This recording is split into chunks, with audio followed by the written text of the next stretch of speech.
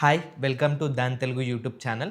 ఈ వీడియోలో మనం ఈరోజు స్టాక్ మార్కెట్లో మనకు రైట్ వేగా ఒక పోర్ట్ఫోలియోని ఏ విధంగా బిల్డ్ చేసుకోవాలి అండ్ పోర్ట్ఫోలియోని కన్సిస్టెంట్ చేసేటప్పుడు ఏ ఏ పారామీటర్స్ చూడాలి, ఓకేనా? అండ్ దాంతో పాటుగా పోర్ట్ఫోలియోలో మనకి ఎన్ని నెంబర్ ఆఫ్ స్టాక్స్ అనేది ఉండాలి అని చెప్పేసి మనము ఈ వీడియోలో కంప్లీట్ ఇన్ఫర్మేషన్ అనేది చూద్దాము. సో ముందుగా మనకి జనరల్గా చాలామంది చేసే కామన్ మిస్టేక్స్ ఏమైతే ఉంటాయో, మనకి జనరల్గా ఒక స్టాక్ సెలెక్షన్ చేసుకునే ప్రాసెస్లో లైక్ ర్యాండమ్గా మనకి ఏదో ఒక యూట్యూబ్ వీడియో అనేది చూసేసి మనకి ఒక స్టాక్ అనేది పిక్ చేసుకుంటారు. లేదంటే వాట్సాప్ గ్రూప్లలో ఏదైనా ఎవరైనా సెండ్ చేస్తే వాటిని వాళ్ళ పోర్ట్ఫోలియోని యాడ్ చేసుకుంటారు. దాంతో పాటుగా మీరు నెక్స్ట్ లేదంటే మా ఫ్రెండ్ సజెషన్ చేశారని చెప్పేసి, మన రిలేటివ్ సజెషన్ చేశారని చెప్పో, లేదంటే రీసెంట్గా మనకి స్టాక్ అనేది చాలా బాగా పెరిగిపోయిందని చెప్పేసి, విపరీతంగా పెరిగిపోయిందని చెప్పేసి మార్కెట్లో ఇట్లా ర్యాండమ్ టిప్స్ అనేది ఫాలో అవ్వడం వల్ల వాళ్ళ పోర్ట్ఫోలియోలో జంక్ స్టాక్స్ అనేది ఎక్కువగా ఉండడం జరుగుతుంది. జంక్ స్టాక్ కానీ చీప్ స్టాక్స్ కానీ వాళ్ళ పోర్ట్ఫోలియోలో ఎక్కువ మీకు కనిపిస్తూ ఉంటాయి. ఈ వీడియోలో ఒక రైట్ వేగా ఒక పోర్ట్ఫోలియోలో ఏ విధంగా బిల్డ్ చేసుకోవాలి, అసెట్ అలొకేషన్ ఎలా ఉండాలి, డైవర్సిఫికేషన్ ఎలా ఉండాలి, ఓకే, దాంతోపాటు పోర్ట్ఫోలియో స్ట్రాటజీ ఏ విధంగా ఉండాలి అని చెప్పేసి మనం క్లియర్గా మనము ఈ వీడియోలో చూద్దాము. సో ఫస్ట్ వన్ వచ్చేసి మనము 15-15-15 స్ట్రాటజీ అనేది మనం ఫాలో అవ్వాలి. సో 15-15-15 అంటే ఏంటి? సపోజు మనకి 15% అనేది మనకి ఆల్మోస్ట్ 15% ఆఫ్ మన ఇన్వెస్ట్మెంట్ అమౌంట్ అనేది మనకి ఒక స్మాల్ క్యాప్ స్టాక్స్లో అనేది ఆ పర్టికులర్ కేటగిరీ ఆఫ్ స్టాక్స్లో అనేది మనం సెలెక్ట్ చేసుకోవాలి.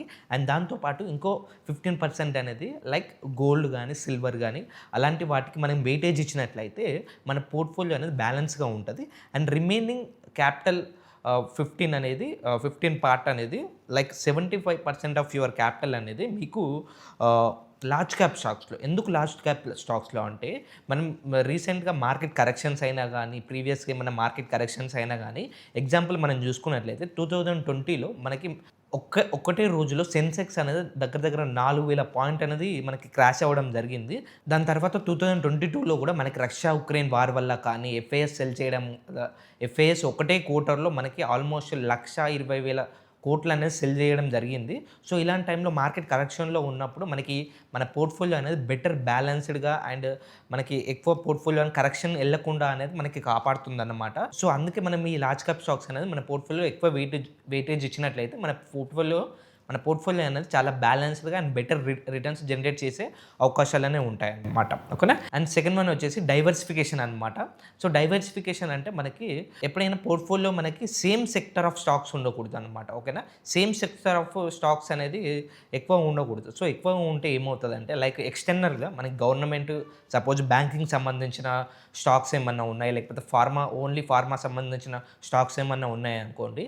లైక్ ప్రీవియస్గా మన గవర్నమెంట్ అనేది మనకి ఏదైనా డ్రగ్ కనుక బ్యాన్ కనుక విధించినట్లయితే మనకి ఫార్మా స్టాక్స్ అనేది ఒక్కసారిగా మీకు కరెక్షన్ అవ్వడం జరుగుతుందన్నమాట, ఓకేనా? ఇట్లా సెక్టార్ రిస్క్స్ అనేది, స్పెసిఫిక్ రిస్క్ అనేది కూడా మనకి మార్కెట్లో ఉంటాయి. కాబట్టి సో మనం పోర్ట్ఫోలియోని ఎంచుకునేటప్పుడు డిఫరెంట్ సెక్టార్స్లో ఒక్కొక్క సెక్టార్లో ఒక్కొక్క స్టాక్ అనేది ఎంచుకున్నట్లయితే మీ పోర్ట్ఫోలియో అనేది బెటర్ డైవర్సిఫికేషన్ అండ్ బ్యాలెన్స్డ్గా ఒక పోర్ట్ఫోలియో ఒక సెక్టార్కి సంబంధించిన స్టాక్స్ పడినా కానీ మిగతా సెక్టార్కి సంబంధించిన స్టాక్స్ అనేవి ఉంటాయి కదా. సో అవి మీకు మీ పోర్ట్ఫోలియో అనేది బ్యాలెన్స్ చేయడానికి ఉంటుందన్నమాట. సో అండ్ నెక్స్ట్ వచ్చేసి మనకి ఒక పోర్ట్ఫోలియో ఎన్ని నెంబర్ ఆఫ్ స్టాక్స్ అనేవి ఉండాలి, ఓకేనా? ఒక పోర్ట్ఫోలియోలో మనకి ఐడియల్గా ఇండివిజువల్ ఇన్వెస్టర్ పోర్ట్ఫోలియోలో ఐడియల్గా మీరు ఒక 10-15 స్టాక్స్ అనేది మీ పోర్ట్ఫోలియోలో మనకి పెట్టుకున్నట్లయితే మీకు బెటర్ డైవర్సిఫికేషన్ అనేది ఉంటుంది. Better enough number of stocks కూడా మీ అంతలో మీరు ఒక 10-15 స్టాక్స్ అనేది మీరు ఓన్గా ట్రాక్ చేసుకునే కెపాసిటీ అనేది కూడా ఉంటుంది.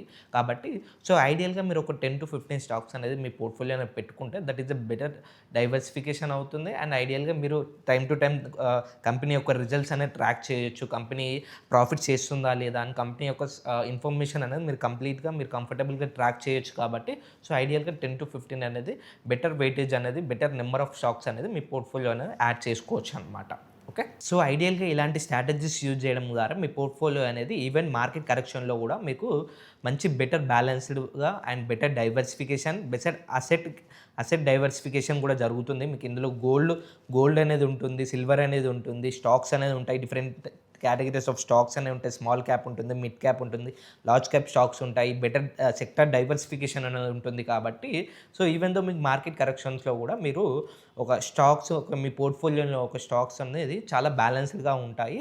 అండ్ ఒక మినిమం ఒక 10 to 15 స్టాక్స్ ఉంటే బెటర్గా మీ అంతలా మీరే ఓన్గా ట్రాక్ చేసుకోవచ్చు. కంపెనీ రిజల్ట్స్ కానీ, కంపెనీ ప్రాఫిట్స్ కానీ, రెవెన్యూస్ కానీ ఏ విధంగా ఉంటున్నాయి ఏంటి అని చెప్పేసి. సో ఈ విధంగా ఉంటుంది. బట్ ఐడియల్గా మీరు స్టాక్ మార్కెట్లో సక్సెస్ఫుల్గా ఇన్వెస్టింగ్ అనేది చేయాలంటే మీకు పేషెన్సీ అనేది చాలా ఇంపార్టెంట్. సో మనకు వారెన్ బఫెట్ కూడా మనకి ఒక ఫేమస్ క్వైట్ అనేది ఉంటుంది.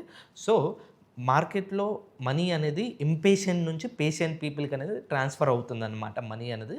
సో ఈ ఫిలాసఫీ అనేది వారెన్ బఫెట్ అనేది మనకి చెప్పడం జరిగింది. సో ఇది మనకి చాలా ఇప్పటికీ ఈ ఫిలాసఫీ అనేది మీకు మార్కెట్లో వర్క్ అవుతుంది.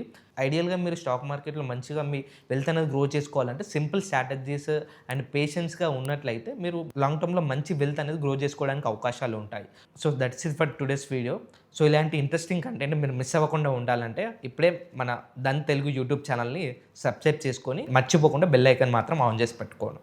See in the next video. Thank you. Investments in the securities market are subject to market risk. Read all the related documents carefully before investing.